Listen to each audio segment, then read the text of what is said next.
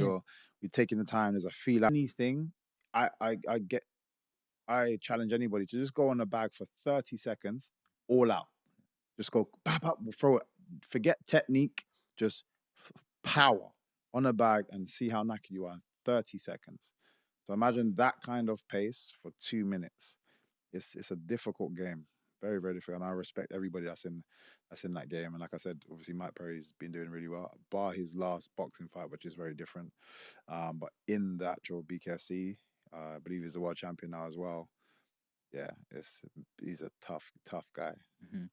How do you get over a situation where, other people can relate to this? They might not be fighting, but they want decisions to go their way in life, and they feel that they've been treated unfairly. Could even be a manager who goes, "You're doing great. You might be top of the leaderboard. Sorry, I want this person to actually. She's my favorite." Mm-hmm. Like, how do you keep yourself motivated and not take it the other way? Like, I hate this job, I'm going out of it, or I hate this sport, you're not going to have any more of MVP here. Like, how do you overcome that? Because some people can hit failure and go, that's it, it's the end. But you seem to have this attitude, hey, things happen for a reason. 100%. And I guess it's different because it hasn't just been one side of the coin that I've been getting. I have been successful as well. I have had things go my way as well. And I try to be objective from on both sides and just again just look at the bigger picture. I think some people they have their blinkers on and a bit too me.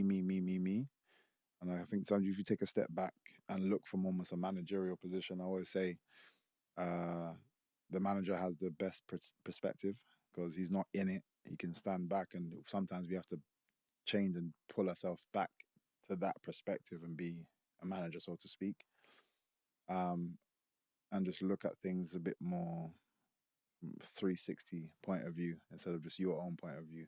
And I just try to do that as much as I can, just challenge myself.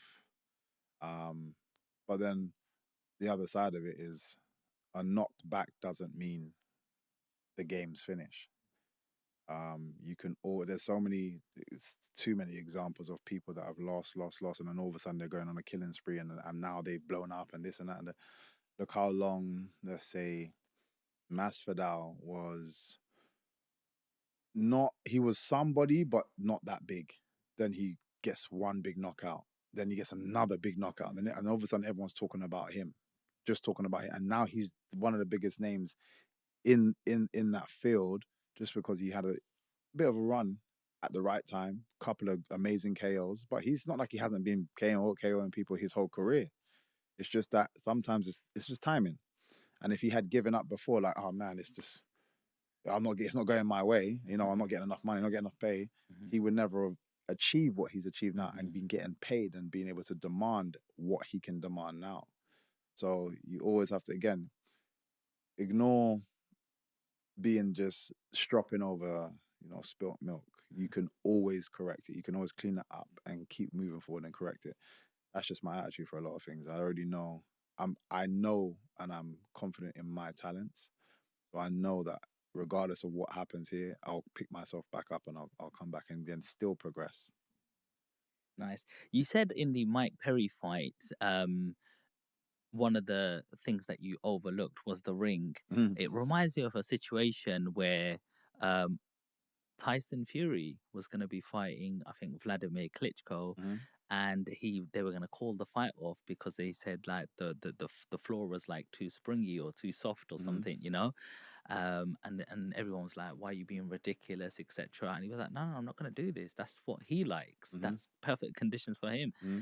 Do you agree that there are like some tactics that are going on in the background as well? Boxing more so.